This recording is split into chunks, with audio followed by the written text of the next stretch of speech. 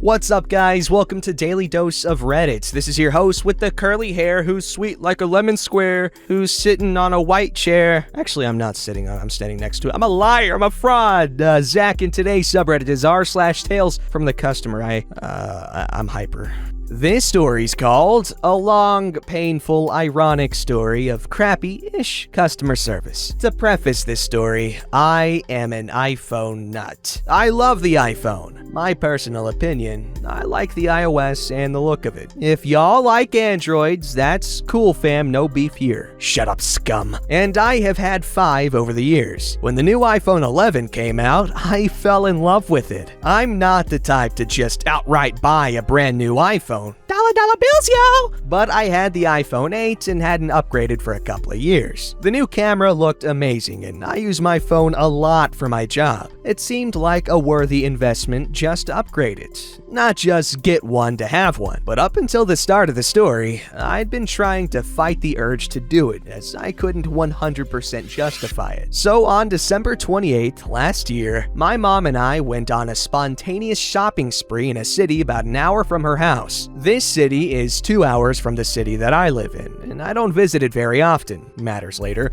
As we were shopping, we came across a phone store that was advertising the iPhone 11 at a $300 discount as part of Boxing Day sales. This was exciting, as if you're a fan of Apple, you'd know they hardly ever do discounts, let alone this much. The deal was to have a $60 monthly plan, unlimited everything, which is a major upgrade from my prepaid plan, and pay off the phone monthly too. I was sold. This wasn't the same service provider I was currently with, but I had already been considering changing providers for a long time, as I'd been having issues. I decided to go for it and went through the process of signing up to the new provider. Took about 3 hours, not excellent, but hey, paid $49 for the deposit on an iPhone 11, 128GB model. All up, I was set to pay $1,100 for the phone over 24 months, with each monthly payment being about $105 for the plan plus phone. All good for a month. Fast forward a month, my bill is $177.50. I call the customer service hotline and ask why it's so high. He tells me that I'm being billed for my plan a month in advance, and that's why. But I can see that my phone payment is higher than what we'd agreed on, and my remaining balance on the phone was $1,350. This was obviously not right, so I let the agent from the billing team know and tell him I'm supposed to have a $300 discount. He tells me that this is a sales issue due to it being a promotion and transfers me to sales. Sales answers? I explain again. I am told flatly he doesn't know why I'm talking to him. This is a billing issue. He transfers me back to billing and I get a new guy. Explanation number 3. After a bit, a lot, a back and forth,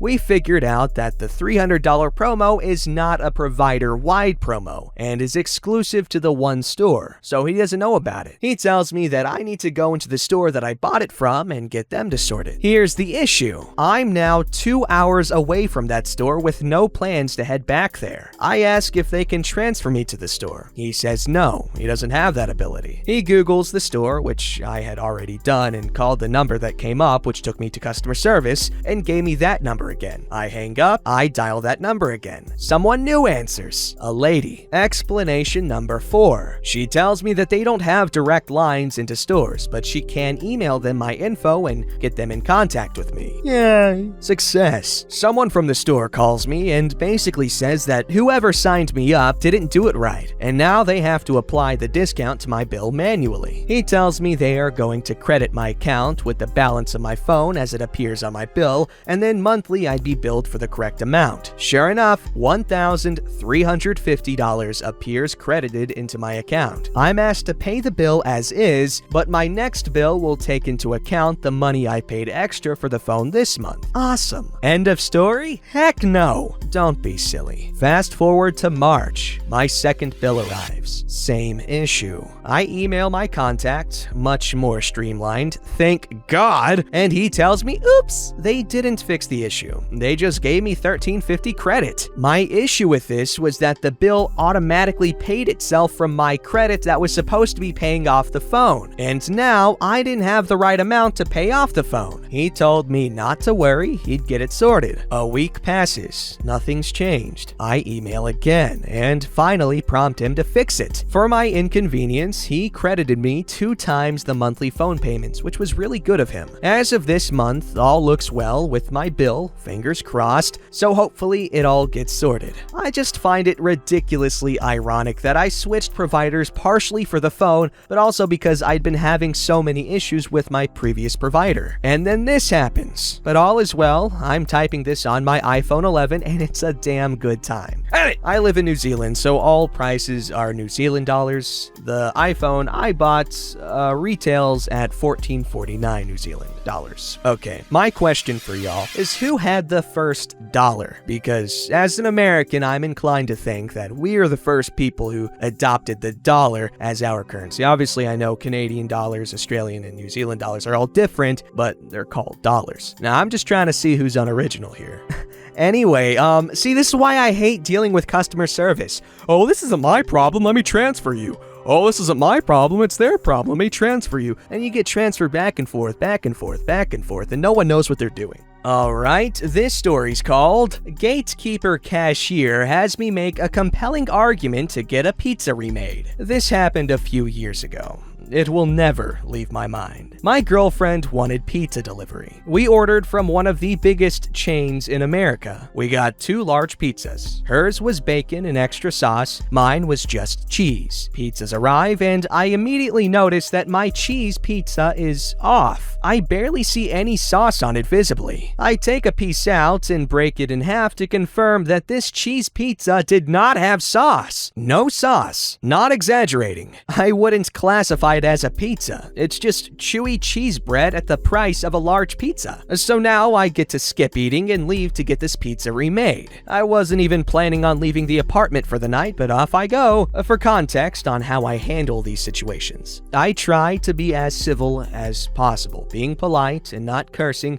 is a foolproof way to get what you paid for. This is my philosophy. It's no one's fault. It's just a mistake that can be corrected, and I understand that. Oh boy, was I so wrong. I walk into the pizza place with a pizza, so I see the cashier I'm about to talk to is already getting a bit apprehensive with his body language. He's a young guy. I'm sure people have been mean to him before. I get it. I proceed to tell him what's going on. I present the broken piece of pizza that clearly shows there is no sauce. This is where it gets weird. Are you sure you didn't order no sauce? I'm sure I didn't order no sauce. We had to look up your order to make sure. That's fine. He looks it up. One of these pizzas is extra sauce, one is just regular. That is correct. So I don't know what you want me to do. This pizza doesn't have sauce on it. Can it be remade? You didn't order extra sauce. At this point, I feel like I'm in the Twilight Zone. There is no sauce on this pizza. That is not what I ordered. Can you please remake it? Now he does something really bold. He points to a corner of the pizza with a smudge of sauce. There's sauce right there. At this point, he's testing me in a way I didn't think was possible in a setting like this, especially on my side of the counter. And I need to illustrate that this major pizza chain advertises that you can order a pizza from them, step outside, throw it like a frisbee, and get another pizza remade, no questions asked. But this guy is arguing with me. Now I'm visibly frustrated. Is that amount of sauce supposed to accommodate the entire pizza? Yes. Now I'm turning red. My man, would you eat this? Well, I don't like it like that. No one does. That's why we're talking about it. He finally caves, but does not miss an opportunity to flex his authority over me one last time. You know you have to wait like 20 minutes now? I'm way ahead of you. I know how pizzas work. I sit down and wait. Here's the kicker. Another customer witnessed the whole thing, and this was her takeaway from it. Her order is ready, so she goes to grab her pizzas. She looks at me in the eyes, looks at the cashier. She speaks to the cashier, but is looking at me with a smug face. Stay positive. Wow. Oh my God, that kid does not have good people skills, especially given that setting. Oh my God, he does not need that job. Okay, this story's called The Most Insane Interaction I Ever Had with My Cell Phone Provider. The most insane interaction I ever had with my cell phone provider. What? This happened in the fall of 2014. I was currently rocking an iPhone, but decided I wanted to get a Galaxy Note 4 when it came out. I don't remember all the reasons why I decided to switch, but expandable memory was a huge part of it. Buy iPhone? I don't generally like to buy something that expensive sight unseen, and I'm almost never a first adopter. I like them to work out the bugs before I buy. However, I decided that I'd go into the shop, look at the Note 4 physically, and if it was as spiffy in person as it sounded like it would be from the pre-release hype, I'd buy it. I went into my cell provider's storefront the day of release and checked out the Note 4 they had on display. Loved it and wanted to buy, but there was so much demand that it was sold out before release, which meant there weren't any in stock. No problem. I decided to go ahead and order it and trade in my phone for the credit. They were running a special for trade-ins at the time, and I don't recall exactly what the value was,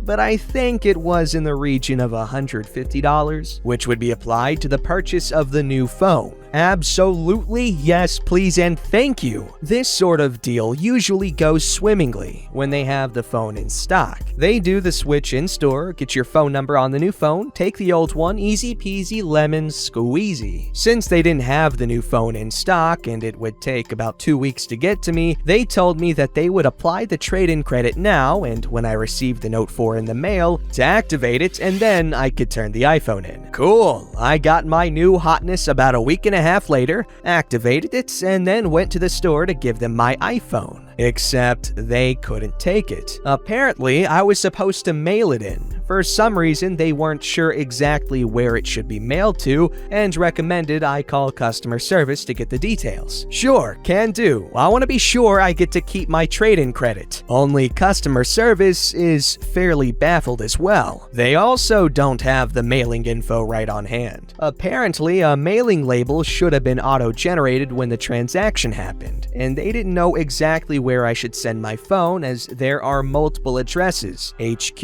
warehouses, etc. They put me on hold for a bit and finally came back with an address for me. Slick. I packaged up the phone and in the mail it goes. And then comes back a couple of weeks later. What the fuck? The box had been opened, the phone was in there along with some printout saying they weren't authorized to take delivery of this item. Something along those lines. No further information. So I call customer service again. The poor customer service rep was quite confused because she said the other rep should have just emailed me a mailing label, postage paid, to the correct facility. She emailed it to me and stayed on the phone while I confirmed that I received the email and that the mailing label was correct. Once again, I sent it out in the mail. Note: throughout this whole process, I'd been logging into my account once a day to see if they'd received my traded-in phone. There was a tracker which showed the phone's information, make, model, etc., and what the trade-in credit was worth and whether it was received yet. Less than a week after I'd sent out the second box, my account status updated. Trade-in received. Here's your confirmation number. Awesome! And yet, a week after that, my box came back in the mail again. What's going on here? I open it up and there sits my old iPhone. By this point, I'm not only dumbfounded, but I'm slightly peeved. I've got $150 on the line here, so yet again, I call customer service and regale the rep with my tale of oddity from start to finish, ending with a plea. What on earth am I supposed to do? I've done everything they asked. By this time, it's just after Thanksgiving, so this saga has been going on for a couple of months total. This guy was so thorough. He asked me a bunch of questions, looked up a bunch of things, and talked to his manager while I was on hold. When he came back, he said, and I'm roughly paraphrasing here,